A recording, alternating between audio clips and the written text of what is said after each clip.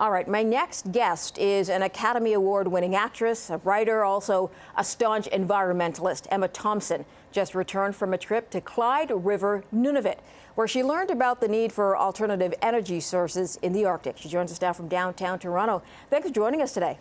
Thanks for having me. Let's talk about going to Clyde River, Nunavut. Have you ever been anywhere so remote before?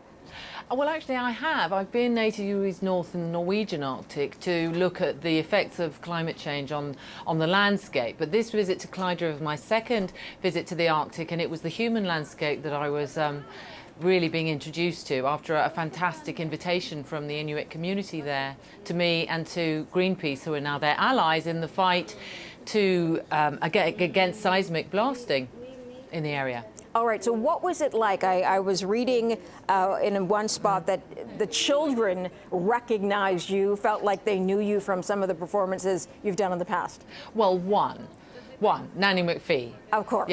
Yeah, so that's who I am now to them. That's what they call me. That's my name in Inuktitut now. Now, wonderful. Let's talk about the solar energy push in Clyde River, because of course that's why you were there, to try and get that community to find a place to use solar energy. How did it go?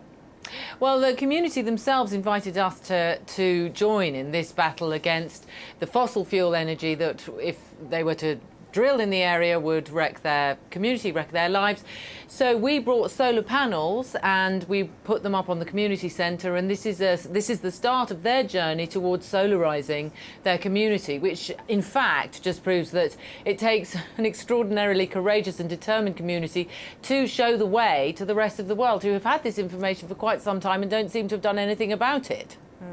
We are looking at a place like Nunavut, and we know it's very dark. They don't have a lot of hours of sunlight. Do you think solar panels are going to work for them?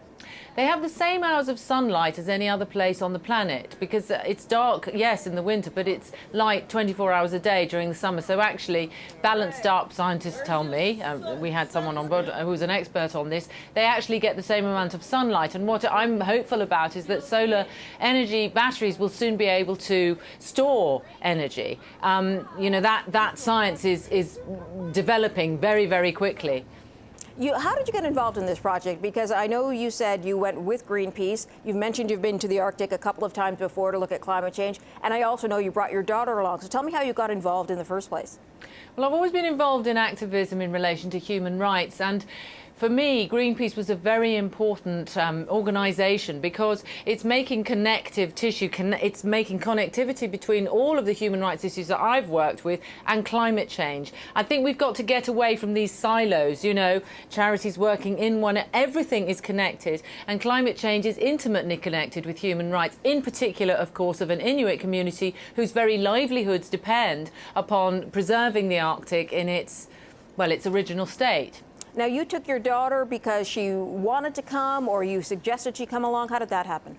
Well, she's 16 now, so she makes kind of her own choices. But she came with me to the Arctic when she was 14 and was very inspired by what she saw, inspired to fight for the preservation of her planet, to fight for the Arctic as global commons and as the two protective ice poles of the Earth. So she's got that information, and now she has had a chance to become involved with an extraordinary community of people who live in a very authentically intimate, umbilically connected way with nature, with the land and with the animals. And I think she found that incredibly inspiring. I'm sure we'll return. All right, I want to just gauge your opinion on something else, and that, of course, is the race for the White House in the U.S. What do you make of this particular race with Donald Trump and Hillary Clinton?